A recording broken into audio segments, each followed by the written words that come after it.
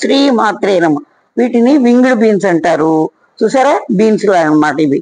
తర్వాత గోవా బీన్స్ అంటారు, princess princess beans అంటారు.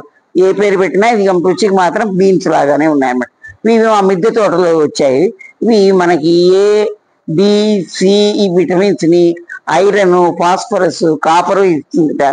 ఇది కండరాల పుష్టికి బాగా పనిచేస్తుంది అంట.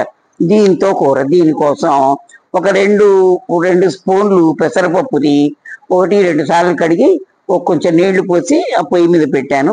దాని మీద ఇట్లా సన్నగా తరిగి పెట్టుకున్న ఈ వింగిడి బీన్స్ ఉన్నాయి కదా, ఈ ముక్కల్ని కూడా వేసి తగినంత ఉప్పు వేసి, ఎక్కువ నీళ్లు పోస్తే వీటి యొక్క విటమిన్స్ పోతాయి. అందుకని తగినన్ని మాత్రమే నీళ్లు పోసుకొని దీన్ని బాగా మెత్తగా ఉడకాలన్నమాట. ఈ బీన్స్ ముక్కలు ఉన్నాయి కదా, ఇది చూసారా ఇలా కలర్ మారిపోయి మెత్తగా ఉడికిపోతాయి.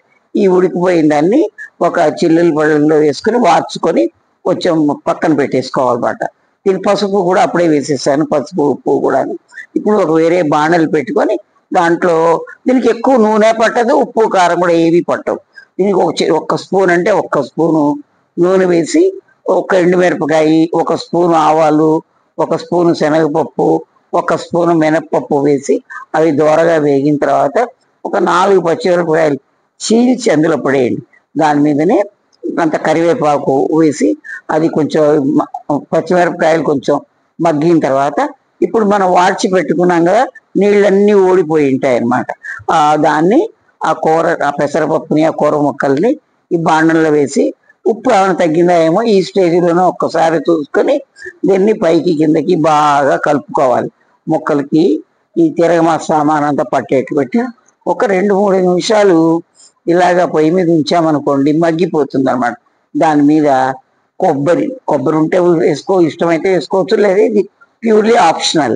నా దగ్గర కొబ్బరి ఉంది, ఒక చిన్న కొబ్బరి ముక్కని ఇలా మిక్సీలో వేసి గ్రైండ్ చేసి ఆ కొబ్బరి కూడా వేసాను. కూర వేస్తే కూర కొంచెం ఒదిగి వస్తుంది, కమ్మదనం కూడా పెరుగుతుంది. ఇది షుగర్ వ్యాధి వాళ్ళకి చాలా మంచిదిట. ఫైబర్ కంటెంట్ బాగా ఉంటుంది కదా, అందుకని షుగర్ వ్యాధిని నిరోధించడం బాగా పని.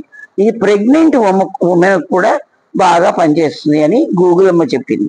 సరే, ఇట్లా తయారు చేసుకున్న కూరని బాగా ఒక 2-3 నిమిషాలు మగ్గనిచ్చి ఆ తడి అది ఎంత పూర్తిగా ఎగిరిపోయాక దాన్ని తీసుకొని డిష్ అవుట్ చేసుకో. ఈ కూరని చేసుకుని తిని మన ఆరోగ్యాన్ని మనం పెంపొందించుకుందాం. Like, comment and subscribe. Thank you for watching.